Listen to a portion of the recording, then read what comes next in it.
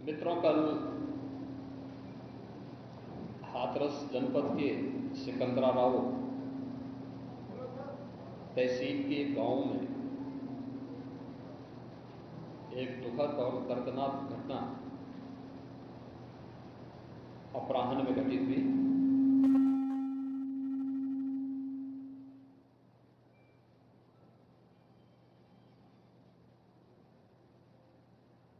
इस पूरी घटना के तह तक जाने के लिए शासन स्तर पर हम लोगों ने कल भी जो व्यवस्था बनाई थी, लेकिन प्रथम दृष्टया हम लोगों का यह था कि पहले राहत और बचाव के कार्य को आगे बढ़ाया जाए।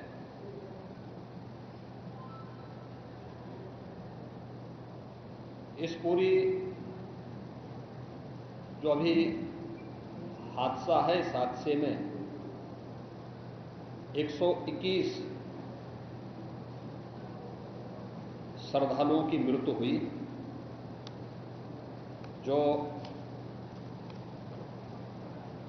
उत्तर प्रदेश के साथ साथ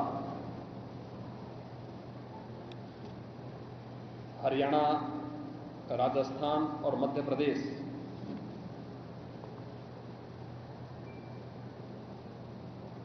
से भी जुड़े हुए थे। उत्तर प्रदेश में हाथरस, बदायूं, कासगंज, अलीगढ़, एटा, ललितपुर, शाहजहांपुर, आगरा, फिरोजाबाद, गौतम बुद्ध नगर, मथुरा, औरैया, बुलंदशहर, पीलीभीत, संभल और लखीमपुर खीरी, इन 16 जनपदों के भी कुछ श्रद्धालु जन थे जो इस हादसे के शिकार हुए हैं।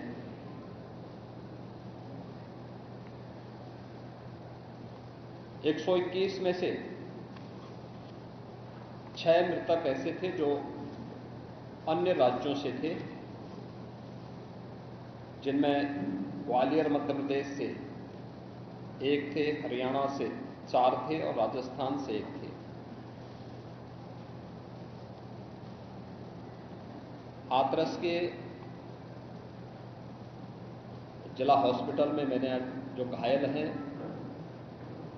31 ऐसे घायल हैं जो हाथरस, अलीगढ़, एटा और आगरा के हॉस्पिटल में जिनका उपचार चल रहा है, और उसमें लगभग सभी आउट ऑफ डेंजर है।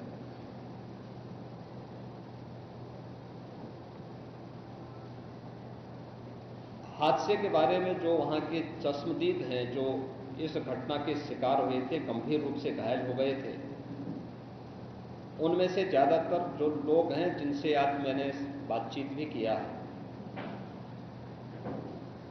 वे सभी इस बात को बोलते हैं कि हादसा कार्यक्रम के उपरांत जब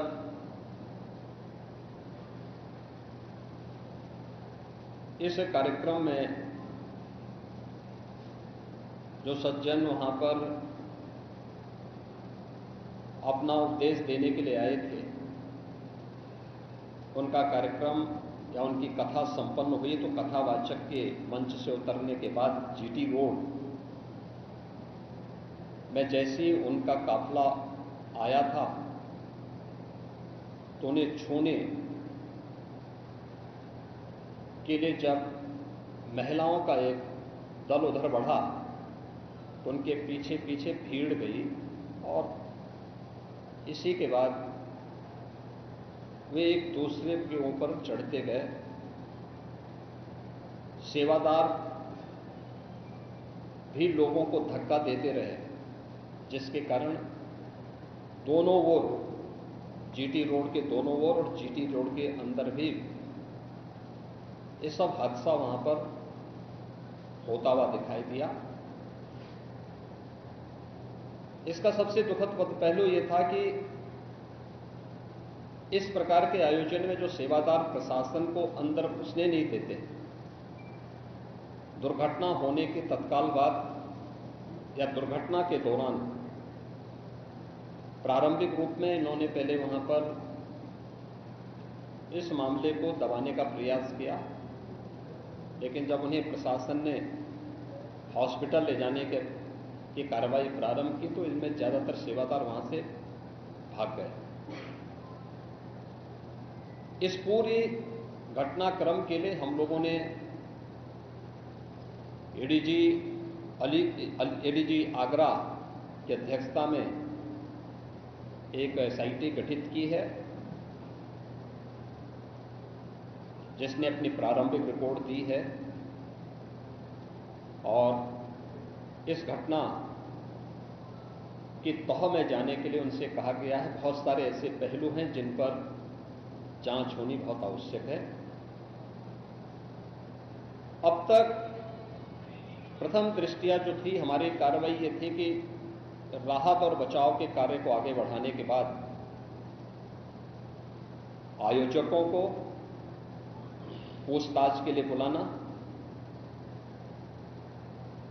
घटना के बारे में, हादसे के कारणों के बारे में उनसे भी पूछताछ करना और फिर घटना की लापरवाही और जिम्मेदारों की जवाबदेही भी इसके लिए तय करना, जिसके लिए पहले से ही एफआईआर यहां पे दर्ज हो चुकी है। इसके लिए कार्रवाई आगे बढ़ रही है।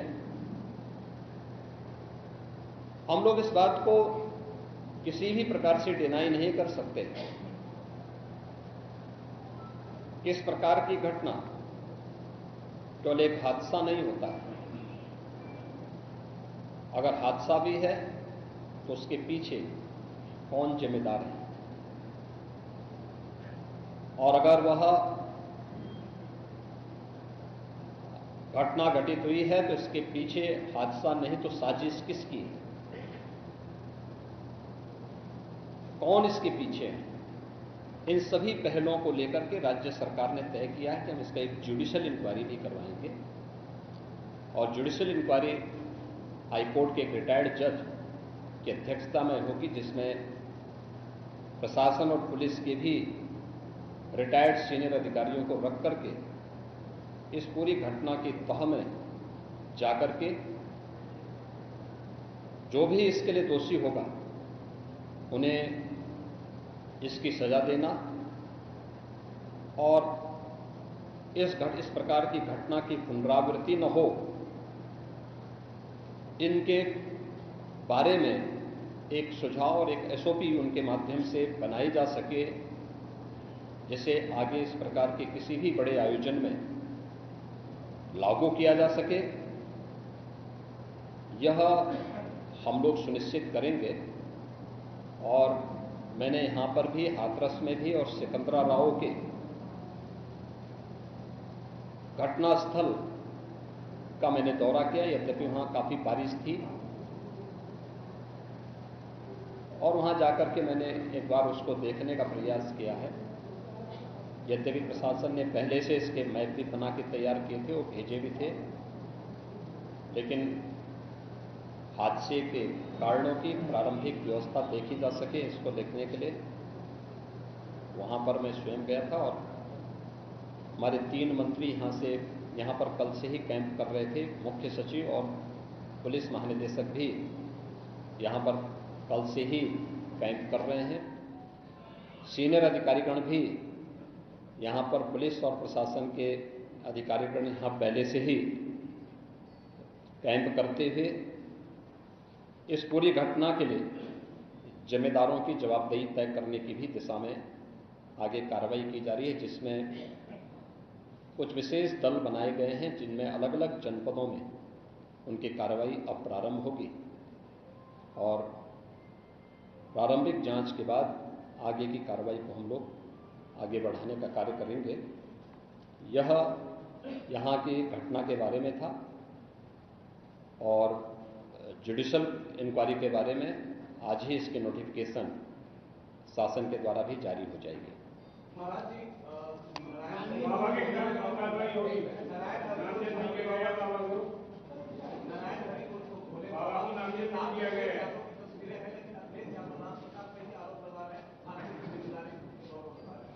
देखिए, कुछ लोगों की एक प्रवृत्ति होती है कि इस प्रकार के दुखद और दर्दनाक घटनाओं में भी वे राजनीति ढूंढते हैं। और ऐसे लोगों की ये फितरत है कि चोरी भी और सीना चोरी भी। यह हर व्यक्ति जानता है कि सज्जन के फोटो किसके साथ में है, उनके राजनीतिक संबंध किन के साथ जुड़े हुए हैं। तो स्वाभाविक रूप से आप लोगों ने इस बात को देखा होगा कि पिछले दिनों रैलियों के दौरान इस प्रकार की भगदड़ कहां मचती थी और कौन इसके पीछे थे। और मुझे लगता है उसकी तह में जाना आवश्यक है। जो लोग निर्दोष लोगों के जीवन के साथ खिलवाड़ करते हैं और उनकी जवाबदेही भी इसके साथ तय होगी।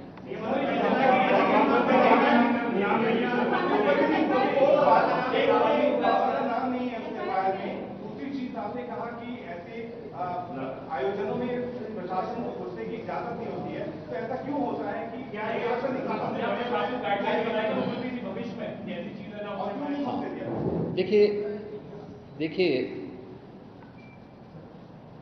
प्रशासन प्रथम दृष्टया ये मान के चलता है कि धार्मिक आयोजन है, उनके सेवादार इस प्रकार के आयोजनों की जिम्मेदारी अंदर से स्वयं निभाएंगे। और बड़े बड़े आयोजन होते हैं, ऐसा नहीं कि ना होते हो। सावधानीवश वहां पर फोर्स प्रशासन तैनात करता है, लेकिन आउटर रिंग में उनकी फोर्स होती है। अंदर अगर आप देखेंगे तो उनके स्वयंसेवक, सेवादार ही इस पूरे व्यवस्था का संचालन करते हैं, उनकी देखभाल करते हैं। और जहां पे भीड़ अनुशासित होती है, धार्मिक और आध्यात्मिक श्रद्धा भाव के साथ लोग जहां आते हैं, वहां पर भीड़ अनुशासित भी रहती है। लेकिन जब वही कार्यक्रम निहित स्वार्थी तत्वों के हाथों का खिलौना बन जाता है, तो वह अनुशासनहीनता का नजारा वहां पर भी देखने को मिलता है। और इसका शिकार अंततः वह निर्दोष व्यक्ति होता है जो धार्मिक श्रद्धा के साथ उस आयोजन में भागीदार बनता है, क्योंकि उसको तो साजिश के बारे में पता नहीं होता है और वह अपनी उस श्रद्धा भाव के साथ आता है। लेकिन साजिश करने वाले लोग अपनी साजिश करके फिर वहां से चुपचाप खिसकने का प्रयास भी करते हैं। होना यह चाहिए था कि अगर हादसा था तो सेवादारों को वहां पर इस पूरी घटना को पहले तो अपनी व्यवस्था को सुदृढ़ करना चाहिए था, और अगर सुदृढ़ नहीं कर पा रहे थे तो प्रशासन का सपोर्ट लेकर के हादसे के शिकार लोगों को हॉस्पिटल पहुंचाने की व्यवस्था करनी चाहिए थी, उपचार की व्यवस्था करनी चाहिए थी।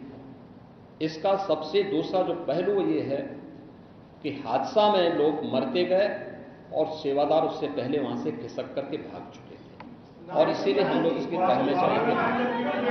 और मैं इस बात के लिए आपको इस बात के लिए मैं कह रहा हूं ना कि मैंने इसीलिए जुडिशियल कमीशन के बारे में राज्य सरकार ने इसको तय किया है। हम इसके तहत निष्कर्ष पर आएंगे और इस प्रकार के बड़े बड़े आयोजन हम लोग करते रहे हैं, लेकिन कहीं भी कोई इस प्रकार की चीजें नहीं आई हैं। और मुझे लगता है हम लोगों ने इस प्रकार के बड़े बड़े आयोजन हमेशा किए हैं, कुंभ जैसे बड़े आयोजन किए हैं, बड़े बड़े कार्यक्रम होते रहे हैं। लेकिन इसीलिए मैंने कहा कि इसकी तह में जाना आवश्यक है कि आखिर इसके पीछे कौन लोग इसके लिए जिम्मेदार हैं। दूसरा, राज्य सरकार ने और केंद्र सरकार ने, देखिए कि एफआईआर एप्लीकेशन परमिशन के लिए जिन लोगों ने दी थी, प्रथम दृष्टया पहले एफआईआर उनके खिलाफ होती है और इसके बाद फिर उसका दायरा बढ़ता है। ये सभी अन्य लोगों के दायरे में आएंगे, जो भी इसके लिए जिम्मेदार होंगे वो इसमें आएंगे। केंद्र और राज्य सरकार ने आर्थिक सहायता की भी घोषणा की है। जो निर्दोष लोग इस पूरे हादसे के शिकार हुए हैं, उनके जो नाबालिग बच्चे हैं, जो स्कूल में पढ़ने वाले बच्चे हैं, उनको हम उत्तर प्रदेश मुख्यमंत्री बाल सेवा योजना के अंतर्गत उन बच्चों की पढ़ाई की व्यवस्था हम लोग राज्य सरकार से करवाएंगे। उन्हें जिस भी स्कूल में पढ़ रहे होंगे, जिन भी संस्थाओं में पढ़ रहे होंगे, या उनके स्कॉलरशिप आदि की व्यवस्था के लिए भी राज्य सरकार ने तय किया है। और प्रत्येक मृतक के परिवारजन को भी केंद्र और राज्य सरकार मिलकर के 4 लाख रुपए की सहायता और गंभीर रूप से घायल व्यक्ति को 1 लाख रुपए की सहायता दे रही है। धन्यवाद।